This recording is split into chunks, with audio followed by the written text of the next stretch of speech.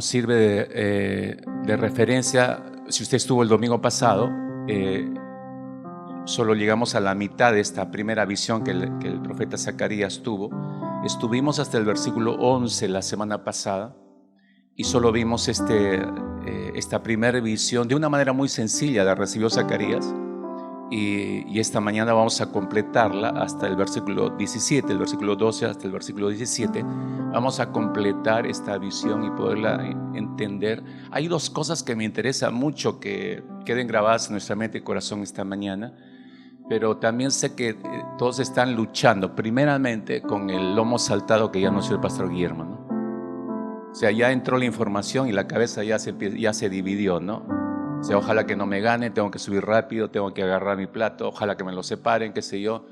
No pagué y tengo que salir a pagar si no me lo gana. Esta es una batalla y se pierde dos cosas fundamentales que vamos a aprender ahora. Y mire, no es que nos consideremos la excepción o los descubridores de esto, pero es un par de verdades que usted no las va a escuchar así como así en cualquier lado. Deberían estar predicándose más acerca de esto.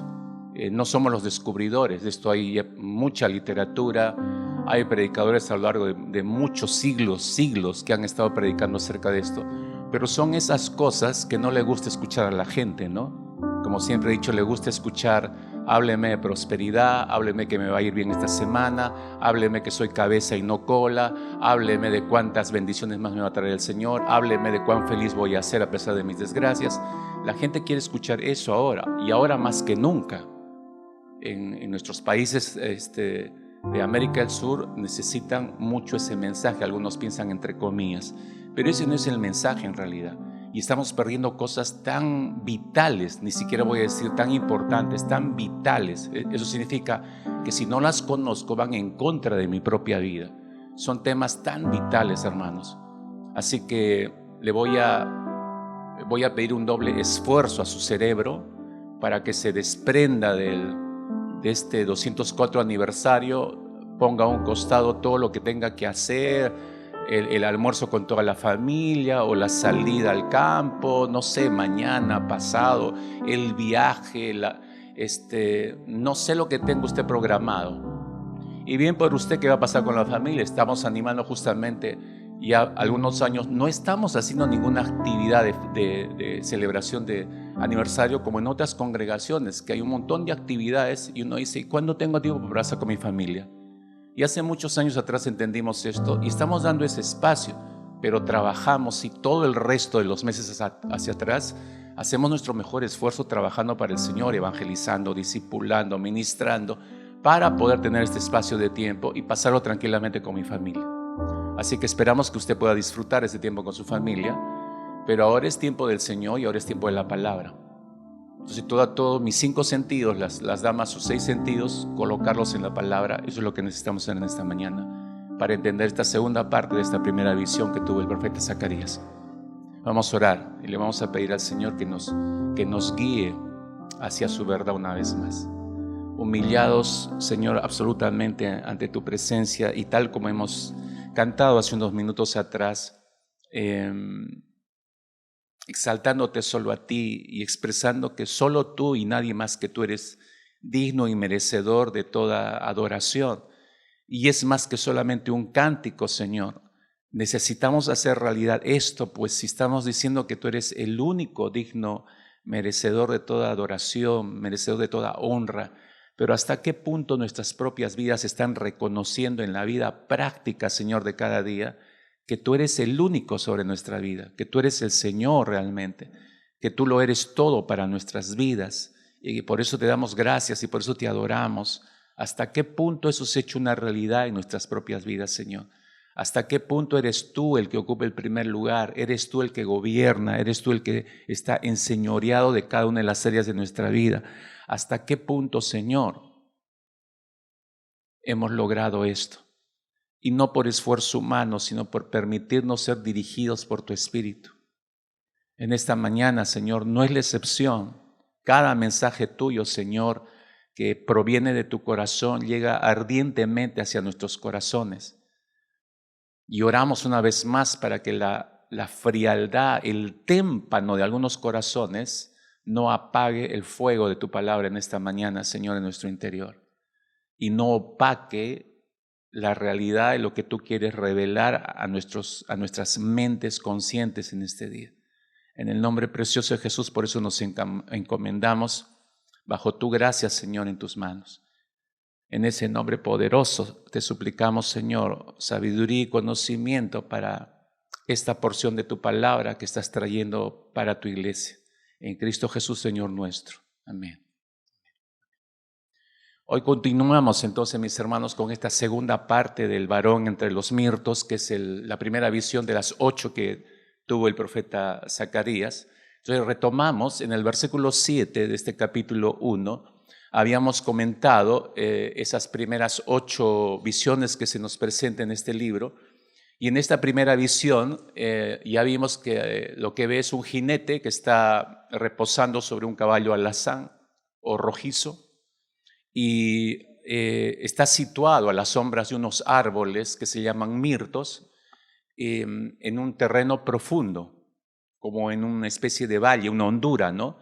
Y detrás de él hay algunos jinetes más que son identificados por los colores de los caballos que menciona en este versículo 7, ¿no? Alazanes, overos y blancos. Eso estábamos viendo la semana pasada. Así empezó la visión a Zacarías y por eso decía, fue una visión bastante simple. La primera visión fue una visión bastante simple. Un hombre montado sobre un caballo guiando a otros jinetes que envía a sus jinetes a recorrer por toda la tierra. Y Zacarías lo ve ahí en medio de los árboles, de los mirtos, en aquella hondura, y ya explicamos el significado de eso, específicamente esa misión de exploración a la que el que está montado, este varón que está montado sobre este corcel rojizo, la observación que tienen que hacer va dirigida no solamente en cuanto al trabajo de reconstrucción del templo y de la misma ciudad de Jerusalén, que fue la misión para la cual llegaron 16 años atrás, antes que Zacarías recibiera esta visión. Pero no solamente era una observación del entorno del territorio de Israel, sino iba mucho más allá. Iba hacia todo el resto de la tierra, ¿no? A examinar al pueblo de Dios y examinar todo el resto de la tierra.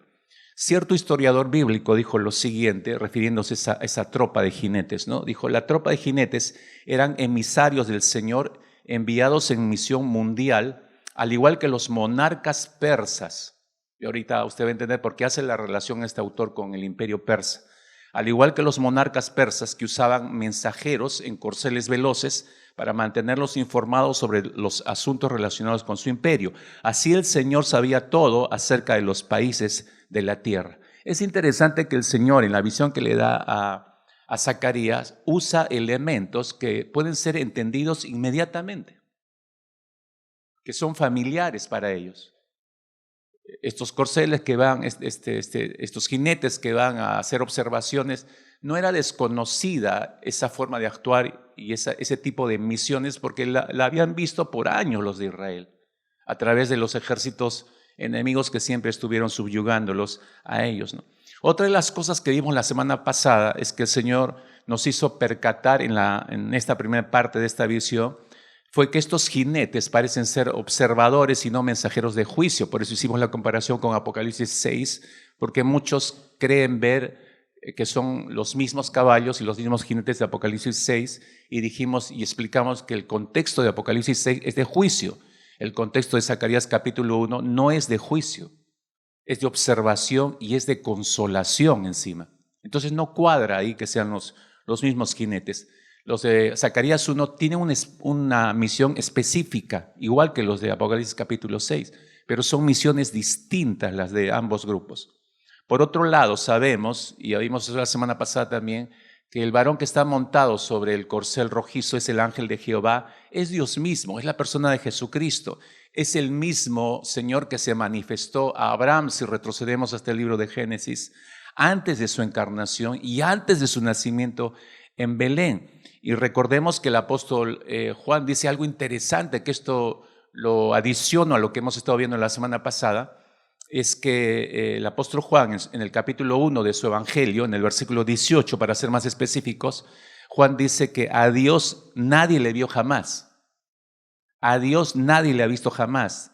Pero luego dice que el unigénito Hijo, y ese es Jesucristo, el unigénito Hijo que está en el seno del Padre, Él le ha dado a conocer, dice. Ahora, es importantísimo este versículo que estoy trayendo a nuestra memoria en esta mañana. Vea usted para hacer este puente de relación, ¿no?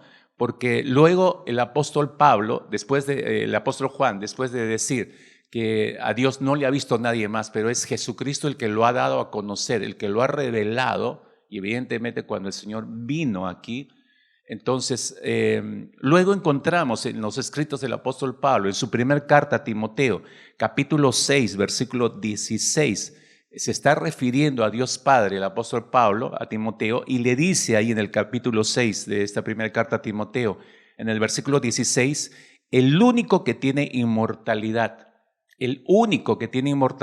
que habita en luz inaccesible, a quien ninguno de los hombres ha visto ni puede ver. ¿Por qué estoy adicionando este texto de Timoteo? Es decir, nadie ha visto jamás a Dios Padre. Nadie. Hasta el día de hoy nadie ha visto al Padre, ¿no? En persona me refiero. Por lo tanto, si nos remitimos a este Juan 1:18, si Dios se aparece a alguien en apariencia humana y una persona lo ve en el Antiguo Testamento, y dice la Escritura que nadie ha visto al Padre, entonces tiene sentido de que esa aparición sea el Hijo, la segunda persona de la Trinidad. Tiene sentido entonces. Si a Dios nadie le ha visto, y Juan dice que el unigénito Hijo, el que está en el seno del Padre, Él le ha dado a conocer, no solamente cuando vino en su encarnación, todas las veces que el ángel de Jehová, ya dijimos en el Antiguo Testamento, que se identifica como Cristo, apareció, Él es el que ya reveló al Padre. Entonces tiene sentido lo que Jesús posteriormente dijo, ¿no? El que me ha visto a mí ha visto al Padre, ¿no?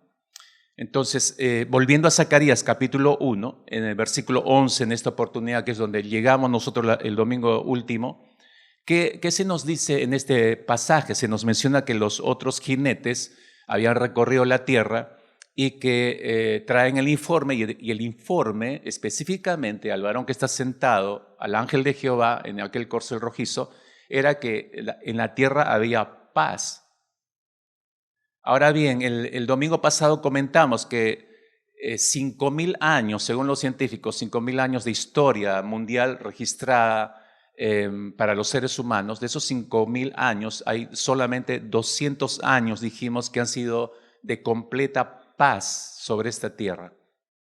Solo 200 años, ¿no? Sumados en diferentes épocas y momentos, ¿no? Entonces, eso nos lleva a entender que este informe del versículo 11 de Zacarías 1 es uno de esos periodos de paz que hubo en la tierra. Pero también explicamos que el término paz no se debe entender acá como realmente una verdadera paz. Por eso yo usé el término el domingo pasado, una paz extraña, y expliqué las aplicaciones de esto el domingo último. Usted puede, si usted no llegó, vea usted el mensaje en YouTube, está colgado ahí y usted podrá entender lo que estamos diciendo. Entonces, fijémonos que para comprobar esta ausencia de paz en el mundo, nada más tenemos que observar más que el estado del mundo, es revisar el contexto histórico para poder comprobar esta ausencia de paz, aparente paz, pero que no es paz en realidad. ¿Cómo comprobamos esto? ¿No? Porque quien lee puede decir, bueno, la tierra realmente ha llegado a paz, y podría eso engañosamente hacer creer lo que vemos hasta el día de hoy, ¿no? Solo por poner un ejemplo, no toda la guerra entre israelíes y palestinos están a punto de firmar. ¿Cuántas veces se ha habido intentos de esto? Y ha habido incluso documentos firmados de una aparente paz. Pero no es paz. Nunca ha habido paz realmente en la tierra. Esto nos lleva al contexto por un instante, los siguientes minutos, al contexto histórico de la visión. Tenemos que entender el contexto histórico de esta visión para comprender esto y tener una mejor visión también del resto del significado de la visión. Para comprender esta aparente paz necesitamos recordar, mis hermanos, ciertos eventos de la historia mundial para situarnos un poco mejor en el contexto y entender ese informe del versículo 11, ¿no?, que dieron estos jinetes. Hemos recorrido la tierra y aquí toda la tierra está reposada y está quieta. Ahora, cuando Zacarías, el profeta, recibe esta visión, dijimos también, porque está escrito en el versículo 7, si usted lo chequea, él da la fecha de la recepción de la visión. Él está hablando del 24 de febrero, fines de febrero, el mes Sebat, que menciona ahí el versículo 7 en el calendario hebreo, el mes Sebat del 520 antes de Cristo, el año 520 antes de Cristo Jesús. Y dice claramente, ese mismo versículo 7, dice que era el año segundo de Darío. ¿Quién es ese? Por eso hablo de regresar al contexto histórico, ¿no? ¿Quién era Darío? Es Darío el persa, o Darío el Grande también, como se le conocía, o Darío I. Necesitamos echar mano a la línea de tiempo histórico para situar a Darío y entender un poco mejor cuál es el rol que juega en todo esto Darío, dónde lo ubicamos, ¿no? Y quién fue en cierta manera, ¿no? Entonces empiezo por lo que era el imperio asirio. El imperio asirio se impuso sobre esta tierra desde el año 900 antes de Cristo aproximadamente hasta el 627 antes de Cristo aproximadamente. La siguiente, por favor. Entonces, esto es lo primero que quiero que nos percatemos. La siguiente, por favor. La siguiente. Ok. Imperio asirio. 900 antes de Cristo hasta el 627 aproximadamente, y luego del imperio asirio, de un largo dominio, si usted verá todo lo que está en amarillo, era prácticamente gran parte de todo el continente asiático y parte del continente africano. Era todo el dominio del imperio asirio. Pero luego va decayendo el imperio asirio y en el año 539 antes de Cristo llegan los babilonios, en el año 612 antes de Cristo, la capital asiria, que era Nínive, cae en manos de los babilonios. Entonces los babilonios pasan a ser el poder de ese tiempo. La siguiente, por favor. Pasan a ser el siguiente poder de ese tiempo.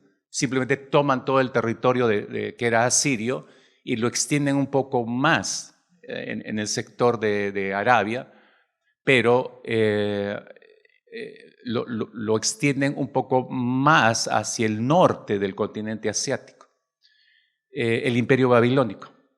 Y luego del imperio babilónico, como decía, en el 539, Babilonia cae en manos de los persas. Ahí aparece el imperio persa. Y cuando estaba reinando Ciro el Grande es el gestor de toda esta conquista. Ciro el Grande reinó entre el año 559 hasta el 530 antes de Cristo, y es en el primer año de este gobernante, Ciro el Grande, que se emite el famoso decreto que les permite regresar a los judíos a su tierra. Él es el que firma ese decreto para que regresen, porque recuerda que que era toda la tribu del sur, había sido llevada esclava por los babilonios. Y estando esclavos en Babilonia, los persas llegan, conquistan Babilonia y pasan a manos de los persas. Salieron de la sartén para caer en las llamas, ¿no?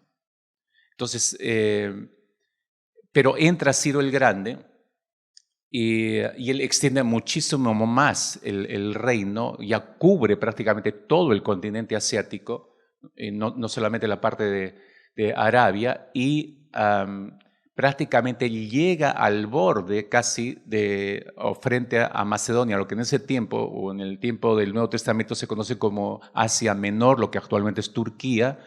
Todo ese sector lo llega a conquistar con miras a saltar a Macedonia, lo que actualmente es Grecia. Pero no llega ahí. Hasta ahí llegó a Ciro el Grande, tenía una política interesante, Ciro el Grande, y ahí vamos entendiendo ese asunto de aparentes momentos de tranquilidad que tiene no solo Israel, sino los países conquistados. Ciro tenía la costumbre de respetar las costumbres religiosas de los países que él conquistaba. Entonces los conquistaba, pero les permitía seguir con sus ritos religiosos, y eso le ganó la fama de ser un gobernante tolerante y conciliador. Así que los países que él conquistaba vivían en una aparente paz y tranquilidad, subyugados por los persas, pero en una aparente tranquilidad y paz. Esos son los periodos que en la historia se notan como, bueno, tuvieron tranquilidad, pero eran esclavos. O sea, ¿de qué paz podemos hablar ahí? Cuando tú eres esclavo no puedes hablar de paz. Entonces es una aparente paz nada más momentánea, ¿no? Luego asume el reino persa, cuando muere Ciro el Grande, lo asume Cambises, uno de sus hijos, entre el año 530 y 522 a.C. Su paso de Cambises es, digamos, fugaz, solo mantiene lo que el padre ganó, y luego asume el reinado Darío. Aquí aparece Darío I o Darío el Grande, y él reina entre el 522 al 486. Entonces, más o menos lo que tiene usted acá, el orden, ¿no? De cómo es que Darío aparece en la historia después de Ciro el Grande, teniendo un periodo corto, Cambises, uno de los hijos de Ciro el Grande. Pero entra Darío al gobierno, y lo que hace Darío, el aporte de Darío, que entra de una manera accidental. Si usted revisa la historia, entra de una manera medio extraña realmente a gobernar. Entonces no lo vieron con buenos ojos, pero este hombre tenía una capacidad administrativa tremenda en realidad. Entonces lo que hace después de algunos años de enfrentar a opositores, empieza a asentar su política de gobierno y divide todo el reino, lo divide en 20 provincias o sátrapas para una mejor administración. Y fue lo mejor que hizo realmente Darío. La siguiente, por favor. Entonces, esta es la división que él hizo. Todo lo amarillo que ve está dividido en 20 sátrapas o 20 provincias. Y para mantener esa unidad, él instaura un sistema de una sola moneda en todo el reino. Y logra eso. Mejora todos los caminos, porque en la política de él es mejorar los caminos, mejora el intercambio no solamente de comercio, sino de todo el reino, nos mantenemos comunicados. Entonces, esos aportes hizo que el reino se consolidara en sus manos y creciera. Él sí se lanzó a la conquista de Grecia, ¿no? Y él cruzó hacia Grecia y logró, en ese tiempo Macedonia, logró volverlos sus súbditos también del imperio persa, ¿no? Pero todo esto, Darío siguió casi la política de Ciro, pues siguió respetando los países que conquistaba, que continuaran con su religión, continuaran con sus costumbres religiosas. Eso daba aparente paz, aparente reposo, pero era una estrategia porque la gente se creía que era un conciliador, pero simplemente era una gestión política, ¿no? Te tengo en paz, pero me pagas tus impuestos y no tenemos problemas. Yo respeto tu religión, respeto tus costumbres. Entonces, era una aparente paz, era una estrategia del gobernante, ¿no?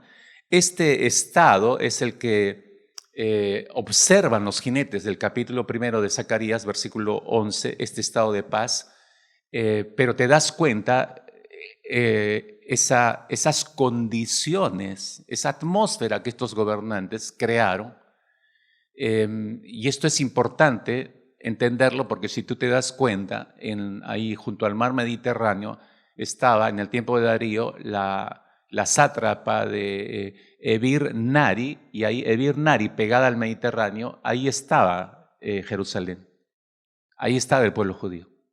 Eran parte de los territorios conquistados y que le pertenecían, entre comillas, a Darío el Grande. Entonces eran esclavos, salieron de la esclavitud de Babilonia, pero seguían siendo esclavos de los persas. Entonces, regreso al versículo 11, el informe de los jinetes: hemos recorrido la tierra y aquí toda la tierra está reposada y quieta. La patrulla encontró que el mundo estaba en paz, pero no era el tipo de paz correcto. Vuelvo a explicar esto porque fíjese cómo Dios está, ¿no?, frente a esta aparente paz. Fíjese la reacción de Dios. Estoy en el versículo 15. Fíjese el versículo 15. Dice, está hablando el Señor, dice: estoy muy airado contra las naciones que están reposadas, porque cuando yo estaba enojado un poco, ellos agravaron el mal. Es importante entender esto que está diciendo Dios aquí. Es decir, cuando Dios estaba indignado con el reino del sur, porque Dios estaba indignado con este reino, porque le había dado las espaldas, igual que el reino del norte, ¿no? Había pisoteado los mandamientos del Señor, se había olvidado de todo lo que Dios había hecho por ellos, y encima no había aprendido la lección de sus hermanos del norte, porque los del norte fueron llevados primeros prisioneros por los asirios. Entonces, Judá estaba mirando desde el sur, sabía toda la problemática del norte, vio cómo sus hermanos del reino del norte le dieron la espalda a Dios, buscaron ayuda en otras naciones y no buscaron al Señor, no confiaron en Dios. Ellos fueron testigos de todo eso, pero igual cayeron en manos de los asirios, fueron llevados esclavos, y es el reino que desapareció en la historia. Nunca regresaron a su nación, nunca regresaron a su tierra. Entonces, para alguien que está observando todo esto, bueno, aprendo pues, ¿no? Yo no voy a cometer los mismos errores, pero exactamente hicieron lo mismo, le dieron las espaldas a Dios, se volvieron a la idolatría, desobedientes, rebeldes. Entonces, ¿cómo no iba a estar indignado Dios? Entonces, vamos entendiendo la terminología de este versículo que acabamos de leer, el versículo 15, el sentir de Dios.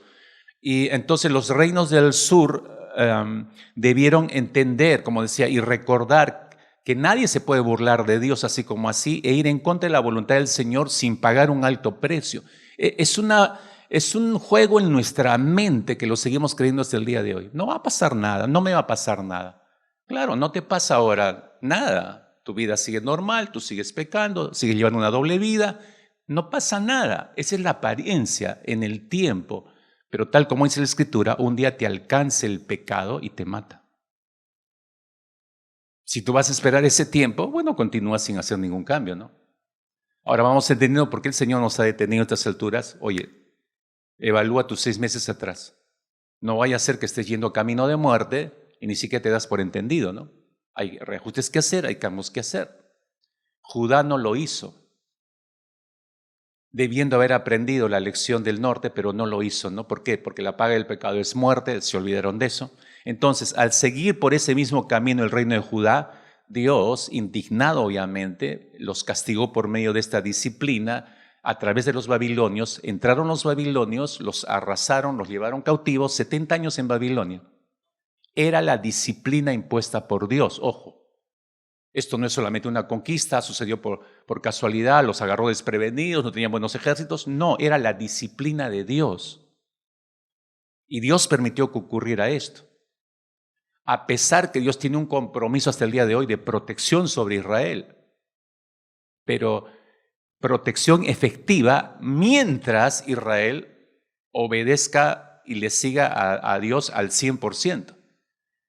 Esa es la realidad del Israel de este entonces y del Israel de ahora, el Israel moderno. Muchos de ellos creen que su país es intocable, que Jehová los protege, que Dios los va a guardar. No, esa nación puede ser arrasada tranquilamente porque hay un gran porcentaje de israelíes que no creen en Cristo Jesús. Están parte pagando ese precio. Bueno, entonces regreso aquí. Los persas conquistan a los babilonios, como decíamos, y pasa su reino a manos de ellos. Y allí también está, como decía yo, en esa sátrapa está Israel, ¿no? Pero a pesar que estos reyes persas mostraron cierta benevolencia, dejando que retornaran a su tierra, al pueblo hebreo, obviamente movido todo por el Señor, porque nada se mueve en esta tierra sin la autorización del Señor, pero dichos reyes, como decía, siguieron manteniendo cautivos a Israel a la distancia. En realidad no fue una libertad total, porque si realmente hubieran querido dar libertad, Ciro el persa hubiera firmado el decreto, se les hubiera permitido salir de su tierra y nunca más fastidiarlos.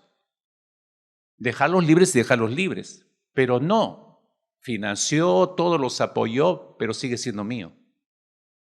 Siguieron siendo sus esclavos en la distancia.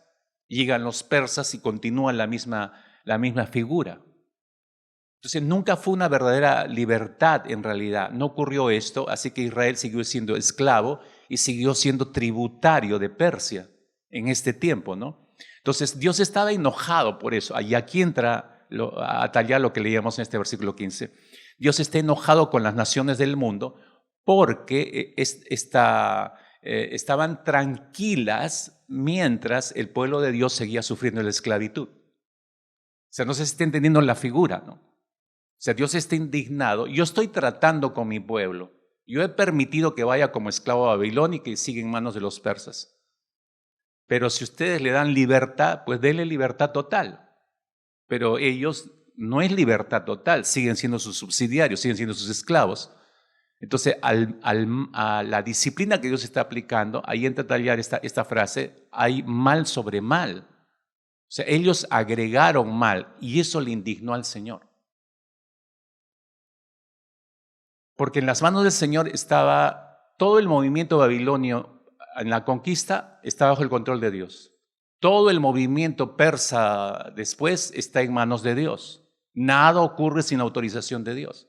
El que hayan pasado a manos de los persas, los de Israel, estaba en la decisión de Dios. Pero que este pueblo le infrinja mayor dolor a la nación de Dios, y ahí hay indignación de parte de Dios. Hay mayor indignación de parte del Señor. Y eso es lo que estamos leyendo acá. En el pensamiento de Dios, mis hermanos, si quieres anotar esto, en el pensamiento de Dios, si la tierra descansa a expensas de su pueblo escogido, en realidad no hay descanso verdadero. Y así lo está viendo Dios. Entonces, este es el contexto histórico necesario comprenderlo y entenderlo para ir captando el significado de la visión. Y eso nos lleva al segundo punto, que la visión, la parte de la visión que empezamos la semana pasada y que completamos ahora, nos va revelando el carácter de Dios. Esta visión en realidad revela el carácter de Dios. Déjame explicarte. Después de recibir el informe de los observadores en el versículo 11, leemos el clamor levantado por el ángel de Jehová en el versículo 12. Lee conmigo el verso 12. Dice, oh Jehová de los ejércitos, ¿hasta cuándo no tendrás piedad de Jerusalén y de las ciudades de Judá con las cuales has estado airado por espacio de 70 años? Es el ángel de Jehová que está levantando ese clamor a Dios.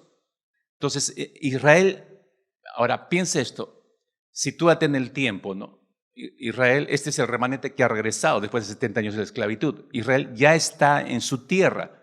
Entonces se supone que si ya está en su tierra, ya terminó el tiempo de disciplina del Señor. Los 70 años de disciplina, se supone que han llegado a su fin. Y si han llegado a su fin, ¿por qué sigue Dios indignado con ellos? ¿Por qué está orando esto el ángel de Jehová? Que es Jesucristo. ¿Hasta cuándo vas a estar indignado? Es la oración, ¿no? ¿Hasta cuándo no tendrás piedad de Jerusalén y las ciudades de Judá, de las cuales has estado airado por espacio de 70 años? ¿Por qué sigue indignado el Señor? Bueno, no es difícil la respuesta, mis hermanos. ¿Acaso parece poco a nuestros ojos que ellos, a pesar que Dios los ha hecho volver de su cautividad de 70 años, a pesar que les dio la misión de reconstruir el templo y de reactivar el culto de adoración a Él, no lo habían hecho y 16 años lo siguen postergando? ¿No les parece que es justo que Dios esté indignado? Es como si le dijeras a tu hijo, por favor, ¿cuándo vas a madurar? ¿No? Le dice a tu hijo de 18 años, ya, arregle ese cuarto que parece un cuarto de prisión. Y tu hijo posterga eso 16 años. ¿Te gustaría a ti, papá, mamá? Sí, yo sé lo que algunas mamás están pensando. Ah, no.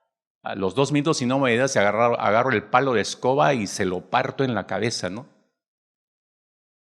Claro, no le vas a pasar esa, porque no vas a esperar 16 años a que te obedezca, pues, ¿no? Eso es una terrible afrenta. Eso es, no me importa lo que tú pienses. Es un desprecio a la autoridad. Exactamente ese es el cuadro acá, mis hermanos. ¿Cómo no va a estar indignado el Señor? Pero a pesar, escucha ahora esto, a pesar que esa actitud negativa de Israel es clarísima a nuestros ojos, y aquí viene la revelación del carácter de Dios en esta visión, ¿no? Así que prepárate, ¿no? Pregúntale al que está a tu costado, ¿estás preparado? Dile, ¿estás preparado para recibir la enseñanza? No te duermas, dile. Es que tienes que despertarlo primero para decirle eso. Porque algunos están en el 29 de julio, ya están celebrando y en otro lado. No nos despierten, déjenlos nomás dormir, ¿no? Como dijo el Señor Jesucristo, duerman nomás ya. No han podido velar conmigo 1 hora. Duerman nomás. Sigan durmiendo. A pesar de esta situación, ahora capta, por favor, observa la revelación del carácter de Dios. Esto es poderoso, hermanos. Esto nos ayuda a confiar cada vez más en el Señor. Versículo 13 y 14 leamos. Dice, y Jehová respondió. Está clamando el ángel de Jehová. El Hijo. Responde el Padre. Jehová respondió buenas palabras, palabras consoladoras, subraya eso. Por eso te digo, esta visión es un mensaje consolador. No es un mensaje de juicio como el de Apocalipsis 6. No, palabras consoladoras. El ángel que hablaba conmigo, ¿no? Y me dijo el ángel que hablaba conmigo. Es como si le retransmitiera las palabras consoladoras. Versículo 14 estoy, ¿no? Le dice, clama diciendo, le dice a Zacarías, clama diciendo, así ha dicho Jehová de los ejércitos, celé con gran celo a Jerusalén y a Sión. Espera un rato, pon tu freno ahí. ¿Sí? Pon neutro. No apagues el motor. Lucho, no apagues el motor. ¿Por qué? Pero si estoy leyendo que dice palabras consoladoras y luego dice, así ha dicho Jehová de los ejércitos, celé con gran celo a Jerusalén y a Sión, a ti no te suenan palabras consoladoras. Para nosotros, en nuestro contexto y en nuestras mentes, culturalmente hablando y formativamente hablando, la palabra celo no tiene un buen significado. Tiene una connotación más negativa. Entonces yo leo celo acá y ya hay un cortocircuito, porque no dice que es palabras consoladoras, esto no son palabras consoladoras. Pero ahora te voy a explicar esto, porque acá está revelándose el carácter de Dios. Esta es parte de las doctrinas que tú no le escuchas predicar hoy en día. Es difícil escuchar predicar esto. Se lee con gran celo a Jerusalén y a Sion, ¿no? Al ver el carácter de Dios, mis hermanos, el Espíritu Santo nos guía a poder descubrir 2 aspectos del carácter de Dios acá. 2 aspectos. 2 aspectos. Solamente te voy a compartir 2 aspectos porque no quiero que vuele tu neurona, ¿no? Está orado, Señor. ¿Cuánto resiste el cerebro de la iglesia de San Juan, Señor? 2 nada más. Ok, 2 nada más. 2 aspectos del carácter de Dios. Ahí te ve el primero, ¿no? Otra vez, vuelve a preguntar al que está a tu costado. ¿Estás listo para recibir de listo? Espero que sí. Ok, el primero, anota, el celo de Dios por su honor. Es lo primero que nos muestra el carácter de Dios, el celo de Dios por su honor. Esta visión nos está mostrando el celo de Dios por su honor. El celo de Dios es distinto al celo humano, tengo que decir esto, tengo que empezar así. El celo de Dios es absolutamente distinto a nuestro celo. Dios, igual que nosotros, expresa también una atención amorosa por sus hijos, es decir, el atributo de su celo divino es la manera de expresar su amor y su cuidado por nosotros. Voy despacio en esto, mis hermanos, ¿ya? Voy a hablar como abuelito. No tanto, pastor, si no me voy a dormir. Ya. Punto medio entonces, ¿no? Vuelvo a repetir esto que es importante. Dios expresa su amor para con sus hijos haciendo evidente este atributo. ¿Cuál atributo? El atributo de su celo divino. Porque a través de él nos protege, hermanos. Por eso, el celo del Señor es diferente a nuestro celo humano. Incluso la experiencia amarga de la disciplina evidencia su celo y cuidado paternal. Las disciplinas del Señor evidencian ese celo paternal del Señor. Comprendamos, por favor, cómo describe Dios mismo ese amor que cuida, este amor celoso que cuida. Entendámoslo en las propias palabras del Señor para no estar intentando armar una definición extra bíblica fuera de las Escrituras. Dios mismo, ¿cómo define su celoso amor de cuidado? Proverbios capítulo 3, versículo 12. No va a salir en pantalla, te advierto. Así que tienes que despertarte y manejar tus dedos. Ay, que eso cansa, pastor. Haz tu esfuerzo. Por fiestas patrias, haz tu esfuerzo, ¿no? Proverbios capítulo 3, versículo 12, dice allí, porque el Señor al que ama, ¿qué hace? ¿No se supone que debe decir apapacha? El Señor, porque el Señor al que ama castiga, como el padre al hijo a quien quiere. Está haciendo una comparación para que entendamos. Pero él mismo está describiendo ese amor celoso que cuida, que es por el bien. Entonces, no son esos celos enfermizos de los seres humanos. Un segundo ejemplo, a la iglesia de la Odisea, si bien recordarás, Apocalipsis capítulo 3, versículo 19. Apocalipsis capítulo 3, versículo 19, tampoco te va a salir en la pantalla. Ay, qué malo, pastor. Por fiestas patrias debería salir todo ahí para ahorrarme la fatiga. Haz tu mejor esfuerzo. Piensa, neuronita. Apocalipsis capítulo 3, verso 19. A la iglesia de la Odisea le está diciendo, yo reprendo y disciplino ¿a quiénes? A todos los que amo. Sé pues celoso y arrepiéntete. A mí siempre me llamó la atención esa frase, ahora la entiendo muchísimo mejor.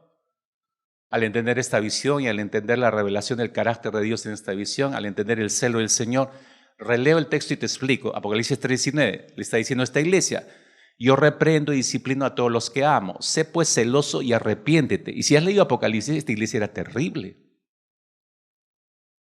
Es casi una réplica del reino del norte y después del reino del sur. Es la iglesia de que, no, yo no necesito de Dios, tengo todo. A mí qué me importa lo que piense Dios, yo sigo con mi vida, yo soy rico, yo tengo esto, yo tengo lo otro, yo he logrado, tengo 2 maestrías, tengo una empresa, soy profesional. Era de ese tipo esta iglesia.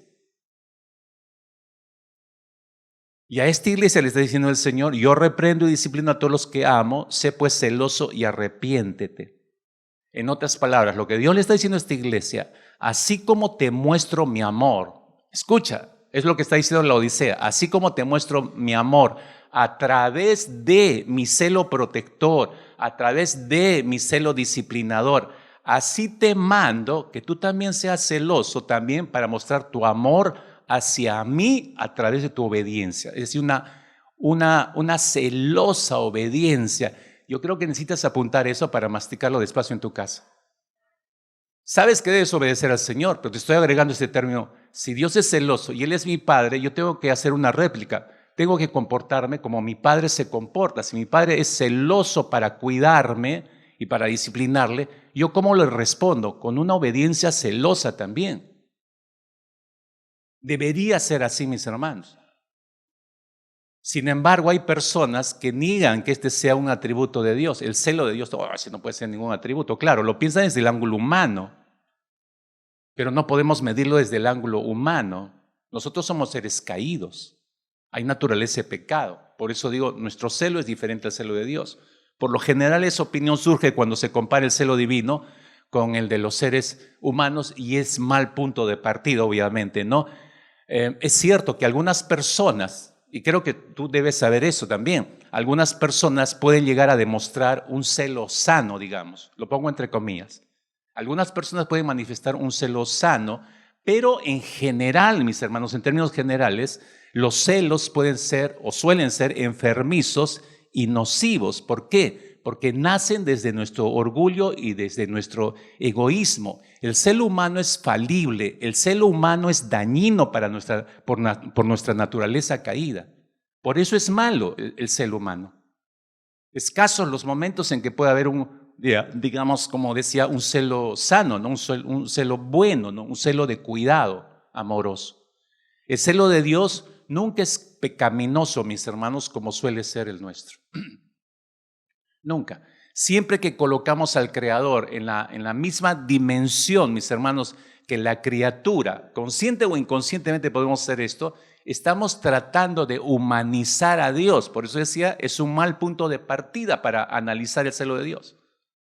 No podemos humanizar a Dios. Dios no es igual a nosotros. Pero el celo de Dios fluye, escucha y lee bien, el celo de Dios fluye de sus perfecciones. Fluye desde su perfección. fluye de la suma de sus excelencias. Y si todo es bueno y santo en Dios, entonces su celo no puede ser nocivo. ¿Vas captando eso? Entonces no se puede medir con los seres humanos. Yo entiendo lo que es el celo, yo he sentido celo. Sí, pues, pero es un celo pecaminoso el tuyo. Dios no reacciona así. Su amor santo, escucha, su amor se extiende, su amor santo se extiende hasta nosotros para cuidarnos y protegernos celosamente. Es la expresión del celo del Señor por nosotros. Así obra el celo de Dios. Te pongo una ilustración para que lo captes. Es como un padre que cuida celosamente a sus hijos. Es como un padre que cuida celosamente a sus hijos, no enfermizamente, que cuida correctamente y celosamente a sus hijos. ¿Cómo? Vela por todo su sistema de vida de manera integral. Vela por su salud.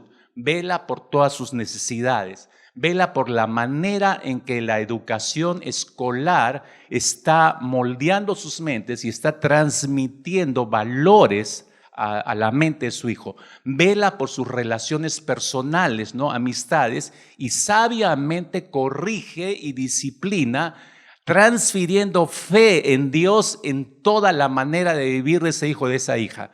Ese padre celoso. Esa es la expresión de un padre celoso hacia su hijo, hacia su hija. Es un padre que muestra el celo por sus hijos. No es un celo enfermizo, no es un celo egoísta, no es un celo controlador. No, es un celo de cuidado, de amor, equilibrado, sumamente equilibrado, que cuida y que protege. Así más o menos es el celo de Dios.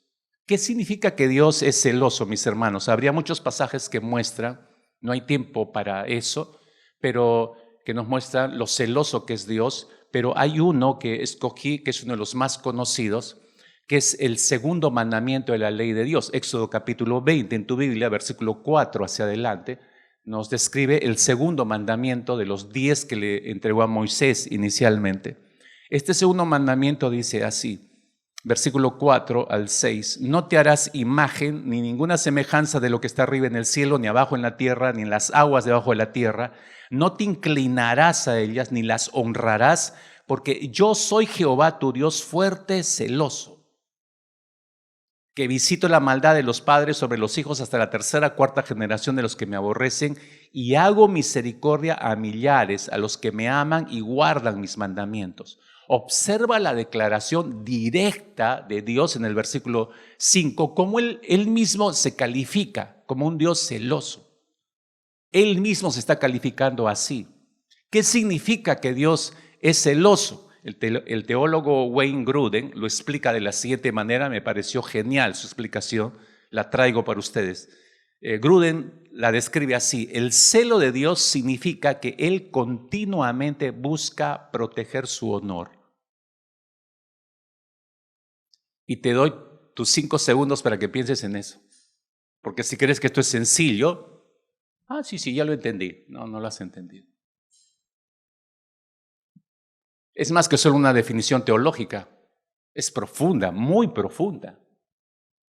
Hay que detenerse a meditar en esa definición.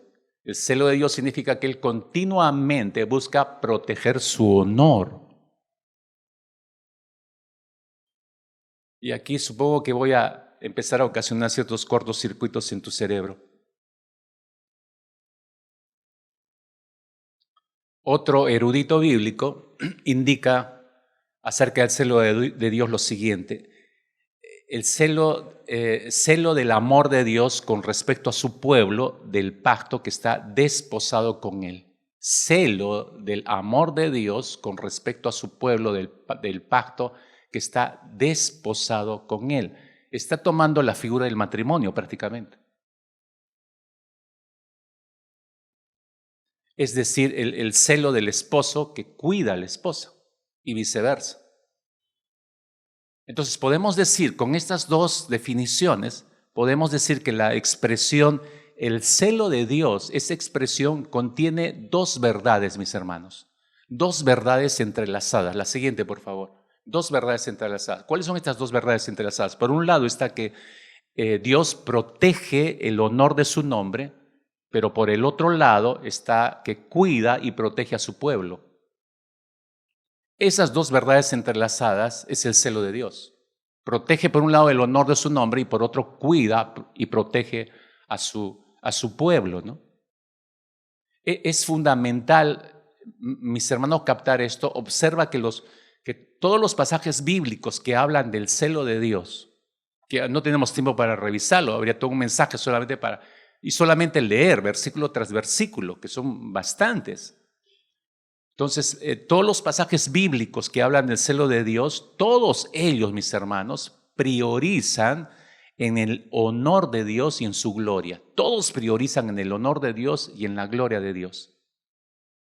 La protección, hermanos, la protección de su pueblo se produce, la protección que Dios tiene sobre su pueblo se produce como efecto de la protección de su propio nombre de Dios. Y deberías anotar esto porque este es otro concepto teológico que hay que masticarlo 100 veces para asimilarlo, ¿no? La protección del pueblo de Dios se produce como efecto de la protección de su propio nombre, Dios. Y eso nos regresa a esta vista que tienes acá. Dios se preocupa en primer lugar, prioritariamente, en proteger el honor de su nombre, y el efecto de eso es la protección de su pueblo. Pero la protección de su pueblo no es la prioridad número uno para Dios. Para Dios la prioridad número uno es su nombre. Ahorita abro eso un poco más, ¿ya? Para que te vayas con tu cerebro en la mano derecha, ¿no? Ahora, para ampliar la lógica, mis hermanos, de este argumento bíblico, podemos hacernos la siguiente pregunta. Hazte la siguiente pregunta. ¿Hay algo que Dios haga en dependencia de sus criaturas? ¿Hay algo que Dios haga en dependencia de sus criaturas?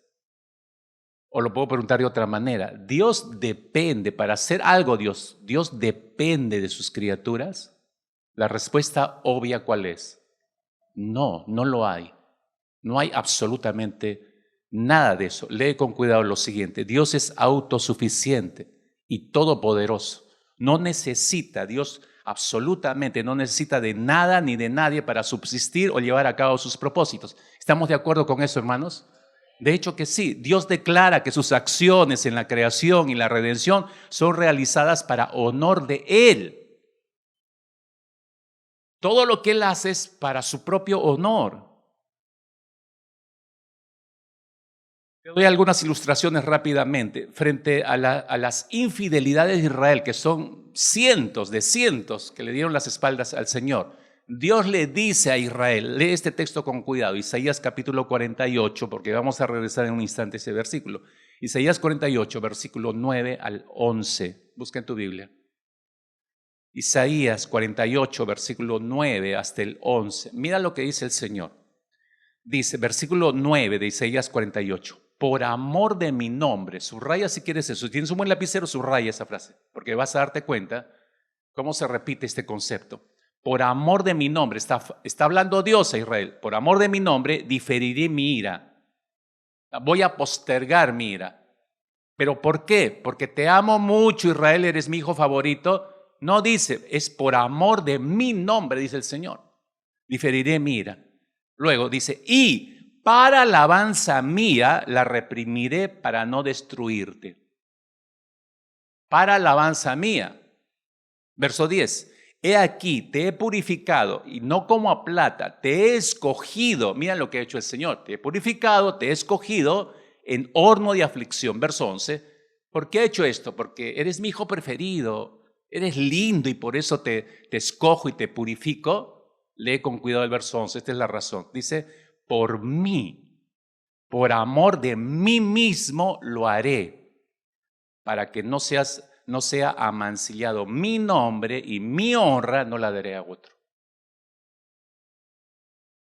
Yo me quedaría acá, mis hermanos, y ahora, mira, anda, vete a reflexionar en este versículo, te diría. Y yo haría lo mismo, no es que yo pretenda, yo estoy en el tercer cielo, yo ya entendí todo. No, yo necesito seguir masticando esto. Porque ya te estoy dando la entrada.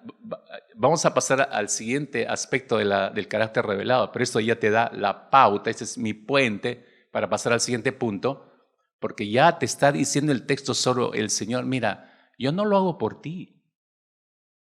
Si tú te la creías que yo lo hago por ti, no lo hago por ti. Pero dice Juan 3:16 que Dios ama al mundo. Sí, pero ¿por qué lo ama? Pregúntate. Porque tenemos linda cara, somos preciosos, le gusta al Señor nuestros ponchos rojos. Cómo le encanta, los amo a todos ellos juntos. Lo que pasa es que tenemos una teología errada, hermanos. Pensamos que Dios, por eso creemos que nos merecemos todo. Yo oro y creo y que Dios me tiene que responder, me tiene que dar, porque soy su hijo, soy su hija, y se lo estoy pidiendo bien, y yo estoy bien y lo tengo que recibir y me lo va a dar. Oye, espérate un rato, entiende primero esto, que no se trata de ti. Y el asunto parte de Dios. Vuelve a releer este texto de Isaías, es por amor de mi nombre, dice, no es por ti Israel, es por mí, está diciendo el Señor.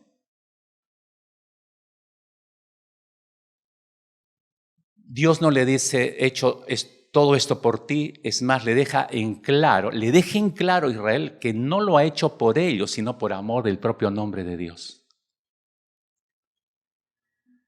Y con esto cruzo la línea hacia, este es el primer aspecto del carácter de Dios, su celo. Pero lo segundo, y luego de explicarte, necesitamos orar y necesitamos tomar unos minutos de adoración al Señor. Nada más de adoración. ¿Cuál es el segundo aspecto que nos revela esta visión? La centralidad de Dios en Dios. La centralidad de Dios en Dios, en Él mismo. Permíteme explicar esto un poco más con lo que el ángel de Jehová en Zacarías 1 menciona, y seguimos en la lectura de Zacarías 1 de esta visión, ¿no? Y de esa manera vemos cómo se sigue revelando el carácter de Dios. Versículos 16 y 17 estoy. Por tanto, así ha dicho Jehová, yo me he vuelto a Jerusalén con misericordia. Me he vuelto a Jerusalén con misericordia. En ella será edificada mi casa, dice Jehová de los ejércitos, y la plomada será tendida sobre Jerusalén. Clama aún diciendo, así dice Jehová de los ejércitos, aún rebosarán mis ciudades con la abundancia del bien, y aún consolará Jehová a Sión y escogerá todavía a Jerusalén. Dios declara, fíjate, Dios está declarando todas sus acciones, y voy a retroceder más que solamente aquí, en este texto, en sentido general. Tú ves en las Escrituras, Dios declara todas sus acciones en la creación, en la redención, y todas son realizadas para el honor de Él. Es lo que quiero que no pierdas de vista en tu mente. Regreso con estos versículos 16, 17, ¿no? Esta tremenda verdad, como decía, es poco analizada hoy en día, poco meditada, poco reflexionada, y por eso pasa por alto en nuestras mentes. Y nuestras mentes se han acostumbrado a cosas no tan complejas en la teología o en las Escrituras. Algo sencillito nada más, que Dios me ama, ya está. Pero profundice en esa verdad. No, así nomás, yo ya sé, Dios me ama. Por eso te decía, creemos mal, que me lo merezco todo, que soy hijo, y no se trata de mí otra vez, porque no he entendido la profundidad de por qué Dios me ama, ¿no? Ahora, regreso acá. Dios dice en esta visión, yo me he vuelto a Jerusalén con misericordia. Capta esto, yo he vuelto a Jerusalén con misericordia. Y finalmente menciona el Señor que va a bendecir grandemente a Jerusalén y va a permitir que se levante el templo allí para honra de Él mismo. Fíjate lo que es el verso 17, agrega, rebosarán mis ciudades con la abundancia del bien y aún consolará Jehová a Sión. Esto me asombra de parte de Dios, no sé si a ti. Si estás consciente y has seguido cuidadosamente todo el contexto que he estado explicando desde la semana pasada, te darás cuenta de algo y te harás la pregunta, ¿merece esto el reino del sur? Si calientito nada más están retrasando 16 años, le han dado las espaldas a Dios por ocuparse de sus propias casas y asuntos, ¿qué? ¿Dios los está premiando por esto? Otra vez te regreso, no, yo me he vuelto a Jerusalén con misericordia. verso 17, rebosarán mis ciudades con la abundancia del bien y aún consolará Jehová a Sión. Wow, esto me raya, que Dios los está premiando. Es posible que Dios los esté recompensando más bien. ¿Por qué? ¿Por qué los está recompensando si han sido totalmente desleales con el Señor? ¿Por qué los recompensa si ellos han sido recontra infieles, idólatras, ladrones con Dios? Le han dado las espaldas a su libertador. ¿Por qué aplica misericordia a Dios? Cuando para mí no debería aplicarla, más bien debería aplicar castigo, disciplina. ¿Por qué bendice a las ciudades de Israel, hermanos? ¿Por qué les da todas estas bendiciones? Escúchame, no es por ellos. No es por ellos en absoluto. Es por Él mismo, es por el nombre del Señor.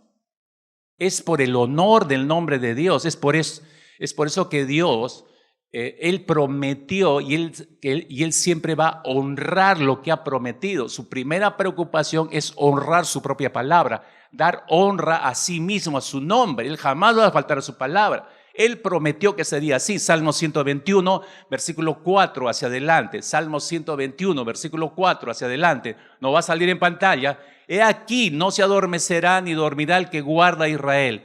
Jehová es tu guardador, Jehová es tu sombra, tu mano derecha. El sol no te fatigará de día, ni la luna de noche. Jehová te guardará de todo mal. Él guardará tu alma. Jehová guardará tu salida y tu entrada desde ahora y para siempre. Desde ahora y para siempre. Fue la promesa a su nación escogida y hasta ahora la sigue respetando. Porque no encuentras explicación. ¿Cómo es posible que 2/3 de Israel no crean en el Mesías? ¿Y por qué Dios los sigue protegiendo? No es por ellos, hermanos. No es por ellos, es por su promesa. Él está honrando su promesa. Es por amor a su propio nombre. Es el honor de Dios lo que le preocupa a Dios. No son ellos. Ni tampoco eres tú, ni tampoco soy yo. ¿Por qué te da tantas bendiciones a pesar de lo que eres? ¿Por qué te sigue perdonando tanto el Señor? ¿Por qué sigues teniendo su misericordia cuando debería extender solamente juicio? ¿Por qué, hermanos? No es por ti, no te la creas. Es porque Él lo prometió. Él está honrando su palabra. Él está preocupado por su honor, primeramente.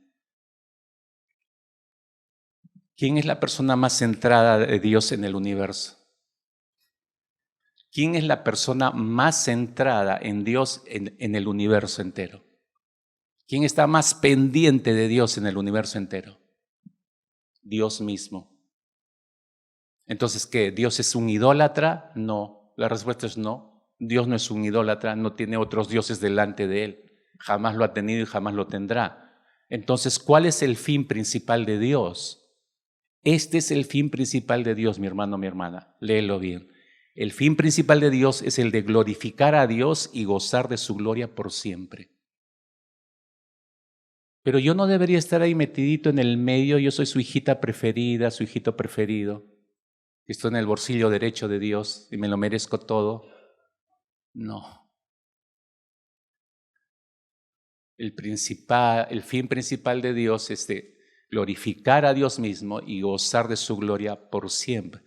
Reflexionemos, mis hermanos, sobre las implicancias de que Dios ama su gloria. Dios ama su gloria más que lo que nos ama a nosotros, y esa es la base de su amor por nosotros.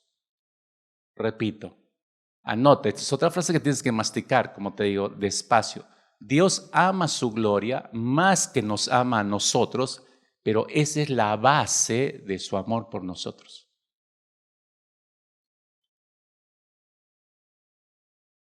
Porque no es que Él nos abandona y Él prioriza en Él, entonces es egoísta. No, es que porque Él honra su palabra, al honrar su palabra, Él va a respetar siempre lo que ha dicho y lo va a cumplir. Y al hacerlo, eso nos da una tremenda garantía y confianza de que Dios jamás va a mentir cuando nos da una promesa.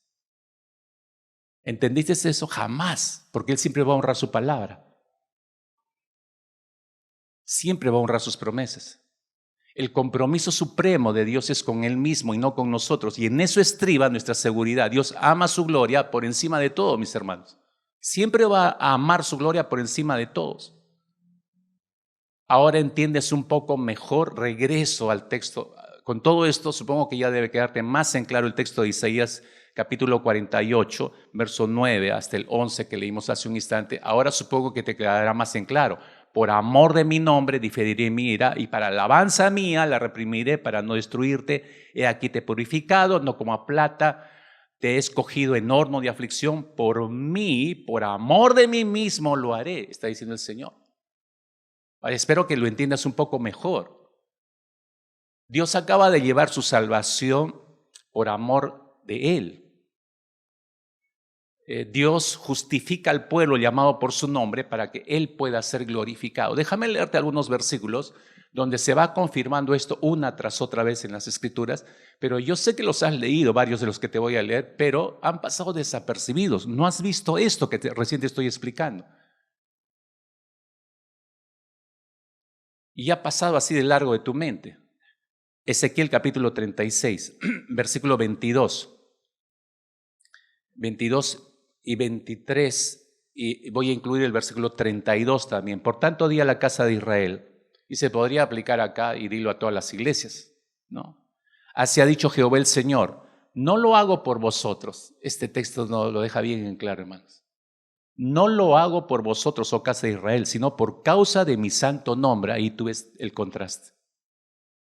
El cual profanasteis vosotros entre las naciones a donde habéis llegado. Y santificaré mi grande nombre profanado entre las naciones, el cual profanasteis vosotros en medio de ellas, y sabrán las naciones que yo soy Jehová. Miren, ustedes enredados en el asunto, yo lo voy a desenredar, pero no por ustedes. No lo hago por vosotros, otra vez dice Jehová el Señor. Sabedlo bien, avergonzados y cubríos de confusión por vuestras iniquidades, casa de Israel. No lo hago por vosotros, no lo hago por vosotros, que queden claros, dice el Señor. Yo voy a desatar tus líos, yo voy a perdonar tus pecados, voy a aplicar misericordia, pero no es por ti. Es por amor de mi propio nombre. ¿Por qué, mis hermanos, Dios nos predestinó en amor para ser hijos? ¿Por qué Dios nos predestinó en amor para ser sus hijos? El apóstol Pablo revela esto, Efesios capítulo 1, versículos 5 y 6, dice el apóstol Pablo, en amor, habiéndonos predestinado para ser adoptados hijos suyos, por medio de Jesucristo, según el puro afecto de su voluntad, para alabanza de la gloria de su gracia. ¿Por qué Dios predestinó en amor para ser sus hijos? Para que la gloria de su gracia pudiera ser alabada por nosotros, hermanos. Esa es nuestra razón de existencia. ¿Por qué Dios creó un pueblo para Él? ¿Por qué dio a luz a Israel, digamos? ¿No? ¿Por qué creó este pueblo para Él? Isaías capítulo 43, versículo 7 dice, todos los llamamos de mi nombre, para gloria mía los he creado, los formé y los hice. Para gloria mía los he creado. ¿Por qué creó un pueblo como Israel? Para gloria de Dios. Otra vez, no es por ellos. No los escogió por ser un pueblo lindo, chambeador. No. Por Él mismo, por el Señor, para gloria de Él. ¿Por qué Dios perdonó a Israel rebelde, llevándolo al desierto y finalmente a la tierra prometida? 40 años de estar dando en la espalda y quejándose contra el Señor. Ezequiel capítulo 20, versículo 14, dice, pero actué a causa de mi nombre, dice, otra vez. Actué a causa de mi nombre para que no se infamase a la vista de las naciones ante cuyos ojos los había sacado. Pero otra vez el énfasis es por el nombre del Señor, es por el honor de Dios. ¿Por qué Dios no destruyó a Israel cuando lo rechazaron como rey y exigieron un rey propio como todas las naciones? Porque dice 1 Samuel capítulo 12, versículo 22, Jehová no desamparará a su pueblo por su grande nombre, otra vez, porque Jehová ha querido haceros pueblo suyo. Eso nos ayuda a entender, es solo tolerancia la que tuvo el Señor con un pueblo que una y otra vez iba en contra de Él. No es por honra del propio nombre del Señor, es más que solo tolerancia. ¿Por qué el Padre envió al Hijo encarnado a Israel, mis hermanos? ¿Por qué el Padre envió a Jesucristo a Israel? Romanos capítulo 15, versículo 8 y 9, dice el apóstol Pablo, pues os digo que Cristo Jesús vino a ser siervo de la circuncisión, pueblo de Israel, para mostrar la verdad de Dios, para confirmar las promesas hechas a los padres y para que los gentiles glorifiquen a Dios por su misericordia. Dios termina siendo el foco de la atención y de la glorificación. ¿Por qué el Hijo, Cristo Jesús, fue a la hora final? ¿Por qué caminó hacia la cruz Cristo Jesús? Juan capítulo 12, versículo 27 y 28. Mas para esto ha llegado esta hora, dijo Jesús, Padre, glorifica tu nombre. El Hijo una tras otra vez dijo eso, que él estaba acá para glorificar al Señor con su obediencia. Cristo murió, Jesús murió en la cruz para glorificar al Padre y para reparar toda la difamación que habíamos traído en su honor. Otra vez, nosotros desarreglando todo y el Señor arreglándolo. Otra vez en la cruz. Hermanos, no sé si te estás dando cuenta. Dios ama su gloria, es su prioridad número uno. Se trata de Él y no de nosotros. Se trata del honor de Dios y no de nuestro honor como pensábamos. Cuando el apóstol Pablo le dice al escriba a Timoteo en su segunda carta, el capítulo 2, versículo 13, y dice el apóstol Pablo, si fuéramos infieles, Él permanece fiel, se refiere al Señor. Si nosotros permanecemos infieles, Él permanece fiel. Eso no significa, Pablo no está diciendo que somos salvos a pesar de ser infieles. No significa, no está queriendo decir eso el apóstol Pablo. ¿Por qué? Usted retrocede un versículo antes, nada más, y se da cuenta que no está diciendo eso el apóstol Pablo. Me refiero al versículo 12. Dice, si le negáramos, Él también nos negará. Si le negáramos, Él también nos negará. Y luego entra el versículo 13. Si fuéramos infieles, Él permanece fiel.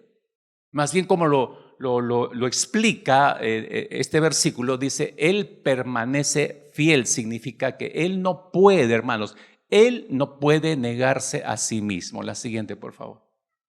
Él jamás va a negarse a sí mismo. La lealtad más fundamental de Dios es su propia gloria. Él está comprometido a ser Dios antes de comprometerse a hacer cualquier otra cosa. La lealtad más fundamental de Dios es hacia su propia gloria. Espero que no olvide eso.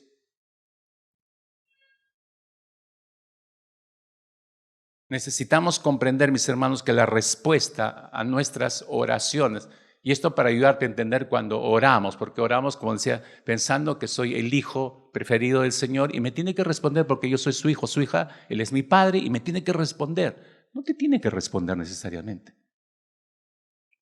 Porque no entiendo la siguiente dinámica, la siguiente, por favor. Mira, tenemos que entender que la respuesta a nuestras oraciones depende del amor de Dios por su propia gloria.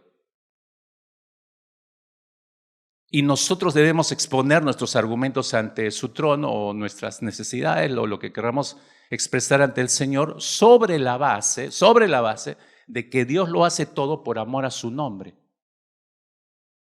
Entonces creo que tenemos que revisar nuestra forma de orar incluso. Y te pongo un ejemplo para que entiendas. El profeta Jeremías, por ejemplo, está clamando a Dios, él está intercediendo a Dios y está pidiendo al Señor que intervenga sobre Israel a pesar de las iniquidades de este pueblo. Jeremías está clamando por esta nación, que Dios intervenga. Esta es su oración de Jeremías. Jeremías capítulo 14, versículo 7. Jeremías 14, 7. Él dice, oh Jehová, actúa, le dice a Dios, le pide, oh Jehová, actúa por amor de tu nombre, les. Miren la razón que está argumentando delante del Señor. Es lo que ves en la gráfica. Nosotros debemos exponer nuestros argumentos ante su trono sobre la base de que Dios lo hace todo por amor a su nombre. No es por nosotros. Debemos apelar a la prioridad que tiene Dios. El Espíritu Santo debe hacer arder en nuestros corazones lo que arde en el corazón de Dios por los siglos de los siglos. ¿Y qué es lo que arde en el corazón de Dios? Su propia gloria. Por eso hemos sido creados para el avance de la gloria del Señor. Por eso tenemos que glorificarlo a Él. Otro ejemplo para que entiendas la importancia de esto. El salmista está clamando a Dios. Salmo 79, versículo 9. Salmo 79, versículo 9. Mira los términos en que está orando el salmista. Le dice a Dios, ayúdanos, oh Dios, de nuestra salvación. Por la gloria de tu nombre, líbranos y perdona nuestros pecados por amor de tu nombre. ¡Wow! Nosotros no oramos así. Nosotros oramos exigiendo, pidiendo y dejando bien en claro, esta es mi petición. Y de ahí espero que Dios debe responder. Ni siquiera pensaste en el nombre y el honor de Dios. Ni siquiera pensaste en el honor de Dios. Incluso, no sé si sabías, Mateo capítulo, la famosa oración del Padre Nuestro, ¿no? Que la usamos mucho, Mateo capítulo 6, versículo 9, no sé si sabías vosotros pues oraréis así, hijo Jesús, Padre nuestro que estás en los cielos, santificado sea tu nombre. Esa expresión de santificado sea tu nombre, si no sabías, es una petición a Dios para que Él se glorifique a sí mismo como Dios. Santificado sea tu nombre. Es una petición para que el nombre de Él sea glorificado, Él mismo se glorifique. Pero no lo vemos así nosotros. Descansemos, mis amados hermanos, en esta profunda verdad, ¿no? Lo que más ama a Dios es su gloria, pero eso nos da seguridad a nosotros, como expresaba, porque Él cumple su palabra y a mí me da garantía que jamás Dios, algo que yo veo que promete en su palabra, Él lo va a cumplir, nunca va a mentir el Señor. Porque Él está preocupado por honrar esa promesa. Y esa promesa llegará mañana, tarde o temprano, pero llegará porque Dios lo ha prometido. Y debemos descansar sobre esta verdad, mis hermanos, y tener cuidado de la centralidad del hombre que hay a nuestro alrededor. Mucho énfasis hoy en día hay a la centralidad del ser humano, cuando la centralidad debe ser Dios. Creo que no debes olvidar el siguiente versículo, y con este termino, Isaías capítulo 2, versículo 22. Leo en la versión Dios habla hoy, Isaías 2:22. Dice, dejen de confiar en el hombre, que bien poco es lo que vale. La vida del hombre no es más que un suspiro. Dejemos de confiar en nosotros, hermanos. Nuestra confianza debe estar puesta en el Señor. La base, los medios, el objetivo del amor de Dios por los pecadores es su amor primero, más profundo y supremo, es primeramente por Él mismo. Y eso nos lleva al famoso Juan 3:16 que yo cité hace unos minutos atrás. Pero si dice que Dios amó al mundo, sí, pero pregúntate por qué ama al mundo. Ama al mundo y expresa su redención hacia nosotros para que nadie se pierda, pero ¿por qué nos ama? Porque Él es amor, Él va a honrar lo que Él es primeramente. Entonces, no lo hace por nosotros, hermanos.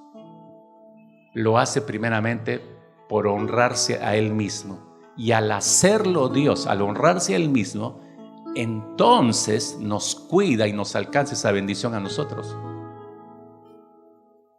Pero Él debe ser el honrado. Él es el que debe ser el honrado. Siempre, hermanos. ¿Te quedó claro ahora?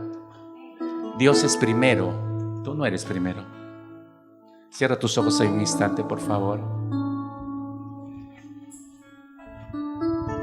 Yo no sé si te alcance este minuto siguiente a evaluar la manera como tú te diriges a Dios, la manera como lo ves, la manera como oras, el concepto que has estado manejando de que tú eras primero y Dios después, no lo sé. Pero creo que es momento para regresar de una manera muy, muy sencilla, diría yo, muy, muy sencilla, a lo básico y a lo fundamental. Es Dios y nada más que Dios. Por eso Dios es celoso. Es celoso de su honra. Es celoso de su nombre. Aquel que es, aquel que fue siempre. Su prioridad número uno es su propia gloria, mis hermanos, no lo olvidemos. Pero tomando el lugar correcto, que es debajo de tus pies, Señor. La primacía de tu honor, de tu gloria, de tu nombre, es lo que no debemos perder de vista, y te damos gracias por tu palabra, por reafirmar, por refrescar nuestras mentes y por ayudar a descubrir esta verdad a muchos, Señor. Padre, que esto realmente nos lleve a reajustar todos nuestros principios personales en cuanto a nuestra relación contigo, en cuanto a nuestra fe. Señor, que todo lo que hagamos, que todo lo que vivamos, lo que siempre escuchamos y aprendimos a través de tu palabra, que todo lo que hagamos sea para tu gloria. Significa que tu honor está primero antes que el nuestro, que tu gloria está primero antes que nuestra gloria personal, Señor. que no busquemos más esa gloria nosotros. Perdona, Señor, si lo hemos hecho en diferentes momentos. Ayúdanos a recuperar por tu palabra y por tu espíritu la primacía de Cristo Jesús sobre nuestras mentes y corazones. En ese nombre precioso, Señor, y con acción de gracias, de verdad, con acción de gracias en esta mañana, te glorificamos y te honramos, Señor.